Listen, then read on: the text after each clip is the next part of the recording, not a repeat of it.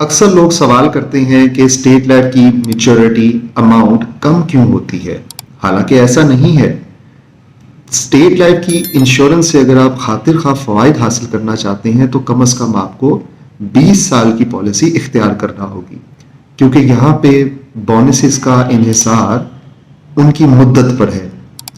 اگر آپ 20 سال یا اس سے زیادہ کی پالیسی لیتے ہیں تو اس پہ خاطر خواہ ریٹرن حاصل کر سکیں گے، جبکہ 15 سال کی ریٹرن 20 سال کی نسبت کم ہے اور 10 سال کی تو اس سے بھی کم ہے۔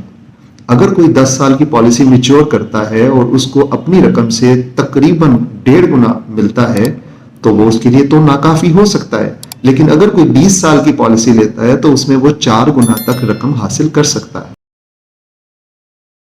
اچھا انیس صاحب، مجھے یہ بتائیں کہ جو ایک شخص ہے وہ اسٹیٹ لائف کی کتنی پالیسیز لے سکتا ہے، اور یہ ایک سے زیادہ پالیسیز لینے کی کیا شرائط ہے؟ کوئی ریسٹرکشن تو نہیں ہے ادارے کی طرف سے؟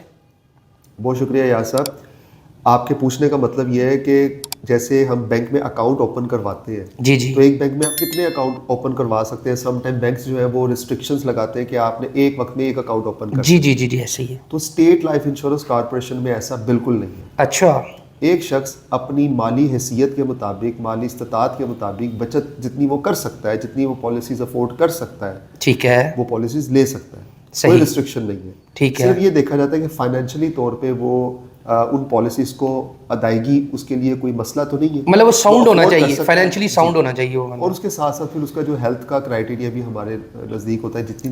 جتنی وہ بڑی پالیسیز کی طرف جائے گا پھر ہم اس کا طبی معائنہ بھی کرواتے ہیں۔ اچھا، مطلب کتنی بڑی پالیسی جو ہے وہاں سے طبی معائنہ جو ہے وہ لازمی کمپلسری ہوتا ہے کہ طبی معائنہ کے بغیر وہ پالیسی نہیں دی جا سکتی، وہ بھی ایکسپلین کرتے ہیں۔ دیکھیں، اس کا ایک سلیب ہے، اچھا، وہ آپ ناظرین کو دکھا سکتے ہیں۔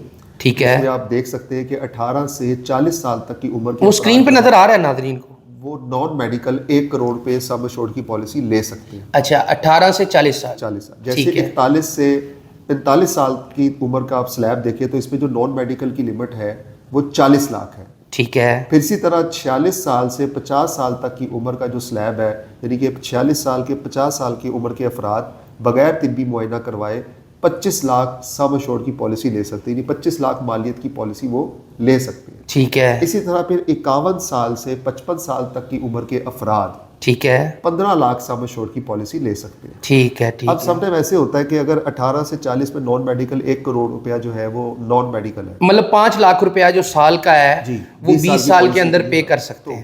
اگر کوئی شخص 10 لاکھ پے کرنا چاہتا ہے یا 6 لاکھ، یعنی کہ 1 کروڑ سے 1 روپیہ بھی اوپر جاتا ہے تو ٹھیک ہے، میڈیکل کال ہوگا۔ اچھا، مطلب وہ 18 سے 40 کا بھی ہے تو اس کا میڈیکل ہوگا۔ کیونکہ سم ایشورڈ کی بنیاد پہ یہ دیکھا جاتا ہے کہ پالیسی جو لینے والا ہے اس کا ہمیں طبی معائنہ کروانا یا نہیں کروانا۔ اور سم ٹائم ایسے بھی ہوتا ہے کہ نان میڈیکل کیس پہ کچھ ایسی ریکوائرمنٹ لگ جاتی ہے یا کوئی ایسی آبجیکشن لگتی ہے کہ جو انڈر رائٹر جو کیس کو پاس کرنے والے ہوتے ہیں، ٹھیک ہے، وہ میڈیکل بھی کال کر سکتے ہیں۔ اچھا، مطلب ان کا پروروگیٹو ہے، یہ ان کی ثوابدید ہے کہ وہ آپ سے مانگتے ہیں کہ نہیں وہ مانگتے؟ ہمیشہ for the interest of the corporation, یعنی کہ ایسا کاروبار وہ منظور کرنا چاہتے ہیں جو کارپوریشن کی فیور میں، ادارے کے مفاد میں ہو۔ ٹھیک ہے، ٹھیک ہے، کوئی بھی شخص اپنی مالی حیثیت کے مطابق جتنی وہ افورڈ کر سکتا ہے پریمیم کی ادائیگی اتنی وہ پالیسیز لے سکتا ہے۔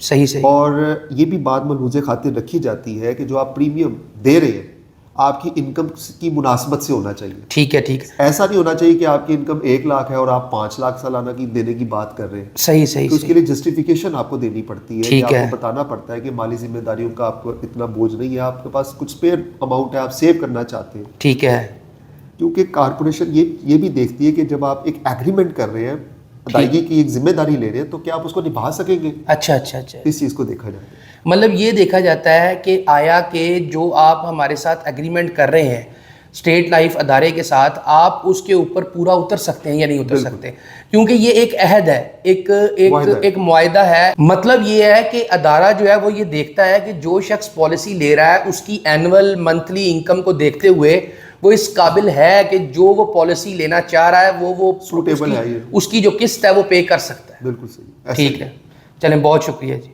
تو ناظرین، یہ آپ نے انیس مہدی صاحب کا جواب جو ہے سن لیا ہے، اور اگر آپ کو یہ ویڈیو اچھی لگی ہے تو اس کو لائک لازمی کیجیے گا، اس سے ہماری بہت حوصلہ افزائی ہوتی ہے۔ آپ کا کچھ نہیں جاتا لیکن ہمارا بڑا کام جو ہے نا اس سے سیدھا ہو جاتا ہے۔ دوسری چیز یہ ہے کہ اگر کسی کے لیے یہ ویڈیو جو ہے امپورٹنٹ ہو سکتی ہے تو اس کے ساتھ شیئر کر دیجیے گا، اور ہمارے چینل کو لازمی سبسکرائب کر کے بیل آئیکن کو پریس کر لیجئے گا تاکہ آپ کو اسٹیٹ لائف سے متعلق نئی اپڈیٹس اور آفرز ملتی رہیں. ابھی تک کے لیے اللہ نگہبان.